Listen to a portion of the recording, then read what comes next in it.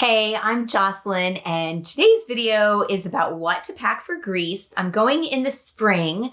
I'm actually going for Greek Easter. I'm really excited about it. So I'm going to be spending a lot of time in a village. So a little off the beaten path, but I need dresses because I got to go to church like 4 times. So I need dresses. I also need things to tour around because I'm taking my best friend Sandra with me, and we're going to see Athens and all the things in the city, and then maybe make a little bit of a venture into the Peloponnese. So it's spring, temperatures between the island of Crete, where we'll be at the beginning, and the mainland at the highs range from like 70 to about 80. And then in the evenings on both places from about 50 to about 58. That's all Fahrenheit. You can do the math for the Celsius. Anyway, so I'm going 10 days and I'm just taking carry-on. So I kind of wanted to go through and give you some idea of like what to pack.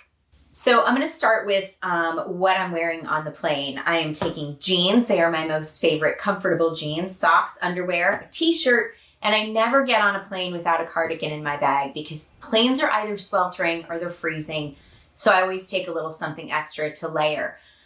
So these things I will also wear on the trip. And I've got 3 tops, 3 bottoms, and they're all sort of interchangeable. I don't know that I would probably wear these 2 together, but you could if you need to. So that makes like 9 outfits if you switch them all up, right? I've got my pajamas here, of course. I'm just gonna go ahead and throw those in because I know they're going. So some of these things might get changed out as I go through and decide whether or not, maybe I don't feel like packing orange. Maybe I want more black, who knows? One thing that's really important when you go to Greece, for women specifically, a lot of the monasteries and religious places that you might want to visit don't allow you in if you don't have a skirt or a dress on. And so you need to be mindful that you have something covering your shoulders, but also your knees. So I have this great wrap skirt. I literally bought this when I was 14 years old. Not going to tell you how old it is, but it's old. Anyway, I keep this in my bag. I can fold it up and roll it really small, stick it in my purse, and then if we happen upon something where I need to be covered a little bit more, I've got this to go. So as I said, I'm going to Easter. So I've got Holy Thursday, Good Friday, Holy Saturday, plus Easter night liturgy. So I've got 3 dresses. Right here are only 2. The other one's at the tailor's. I have to go pick it up in a minute. But it's blue and white, perfectly Greece, right? But all of these are it's pretty neutral. I've got a lot of neutral colors in this. The blue and white also kind of goes with this. So that way I can take the same pair of shoes for both dresses. And then I've just got this black dress. Because these are short sleeved and I'm in the village, I'm going to take a cardigan that can go over. This blue one will go over both the blue and white dress and this one. And I've got the black cardigan that can go over the black one. And then that way, just in case it's a little more conservative than I'm expecting, I can be well covered. And then something I always pack are 1 white tank top and 1 black tank top. Layers are hugely important almost anywhere you travel, no matter what time of year it is, because you can strip things off and put things back on, because you tend to be outside a whole lot. So as I'm traveling, I always like to have a light jacket for those evenings, at least this time of year. So I've got this one, it's long. The great thing about this is that it doesn't wrinkle at all. So I can kind of smash it up and not have to worry about what it looks like. I also always take a couple of scarves. This is a big one, which is great. It makes, colorful outfit. I can kind of change up those outfits since I have very few of them. But the other great thing about it is that it's big. So like I said, if I go in somewhere, I can cover my shoulders if I need it. And it's really super lightweight. And there are some places still in the world where you are expected to cover your head in churches. Most of Greece doesn't do that, but occasionally there are places.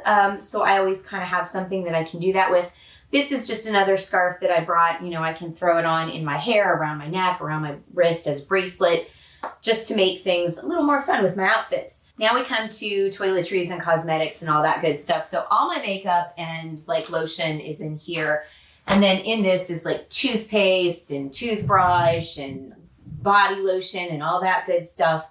So I've got 2 containers of that. I always fly with my makeup on the plane with me. I'll pack the other one in my suitcase, but I just kind of can't go without my mascara. Like that has to be with me. So then we have all the other accoutrements. So because it's Easter, I'm probably going to want to do my hair a little bit more than I usually do. So I do have, this is a 2-in-1 straightener and curling iron. The important thing about it is that it can be flipped for 110 voltage or 220, whatever the numbers are. It's dual voltage, so I don't have to worry about it getting, frying my hair. Same goes for my hair dryer. And most of the time I don't travel with a hair dryer, but I am going to be at the family farm in the village. And so I'm going to want to be able to dry my hair. And I know there isn't one there, so I'm packing it. Also, hairbrush. So this will be for my phone. And of course, to convert the plugs on my hair dryer and my curling iron. But it also, most of these, you can buy them with like a USB port or two in them, sometimes even more. So you can plug your phone into it. You've got it so you can use your laptop, whatever. So you can't go abroad without one of these. And then I've got this little, Mark calls it my merce, this little belly bag that I like to take this when we're out on busy things. Like if I'm going to the Acropolis and I just really need to have my wallet and maybe my sunglasses, I'll throw those in here.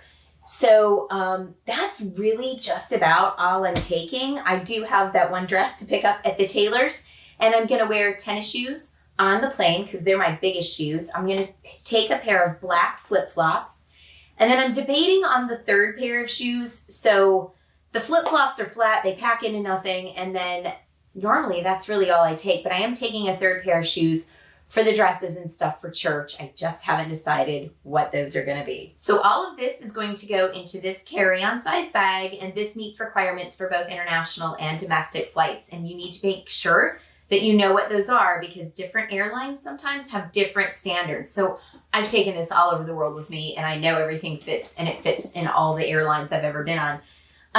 What I love about this is that it has internal compression straps, so that gets everything in there nice and tight.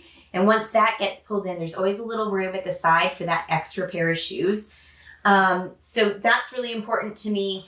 And it's got a couple extra little things right here. And these are my bonus items. So I am taking a band. Theoretically, I'm going to work out while I'm there. We'll see. I mean, I know I'll be eating a lot, but I'll also be walking tons. And then I also have this is a Longchamp bag, but there are a lot of different ones out there. This one's massive, but it folds up really flat. So when I go shopping while I'm there, because that's going to happen, and also my family's going to send me home with Lord knows what, I can just shove this in my bag, while I'm on my way over, and then it can be an extra carry-on.